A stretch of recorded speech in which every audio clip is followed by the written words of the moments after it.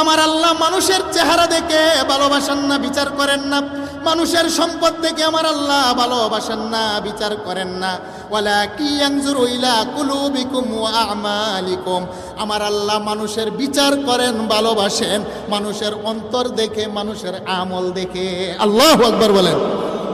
নওগাঁয়ের মানুষ 10 বিঘা সম্পদের মালিক, আল্লাহ জান্নাতে দিয়ে দিবেন এমনটা কি? কোটি কোটি টাকার মালিক, আল্লাহ এমনি মাফ করে দিবেন? আল্লাহ কি সম্পদ দেখে মাফ করেন?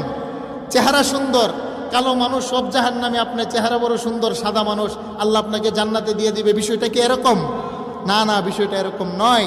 আল্লাহ বলেন দুনিয়ার মানুষ মানুষকে ভালোবাসে চেহারা দেখে, দুনিয়ার মানুষ মানুষকে ভালোবাসে সম্পদ দেখে, দুনিয়ার মানুষ মানুষকে ভালোবাসে তার ক্ষমতা দেখে, দুনিয়ার মানুষ মানুষকে মহব্বত আর ভালোবাসা সম্মান দেয় তার লাঠির পাওয়ার দেখে। আমি আল্লাহ মানুষকে সম্মান দেই, ভালোবাসি তার অন্তর দেখে, তার অন্তরের ভিতরে আমি আল্লাহ এবং রাসূলের মহব্বত আছে কিনা। আল্লাহু আকবার বলেন।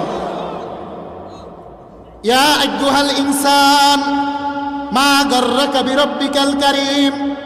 হে মানুষ, কে তোমাকে বাধা দিল আজকে? কেন তোমার অন্তরে রবের প্রেম তুমি জায়গা দিতে পারো না?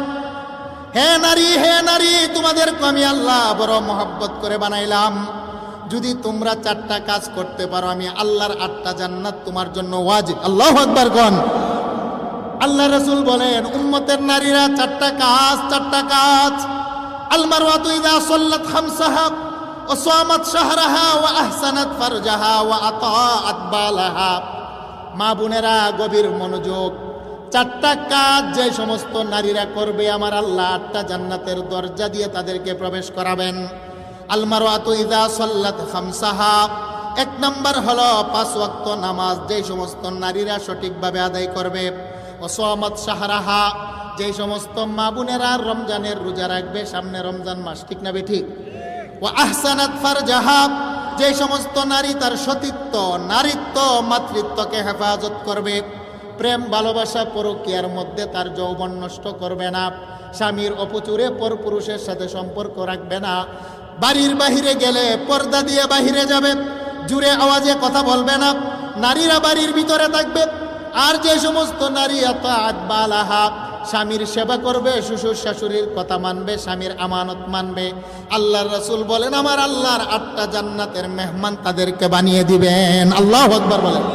আমাদের মা বোনেরা অনেকে আসছে, আল্লাহ পাক তাদেরকে 4টা কথা মানার তৌফিক দান করে, সকলে বলেন আমিন। কয়টা কথা বাবা? আরেকটু জোরে বলেন, কয়টা কথা?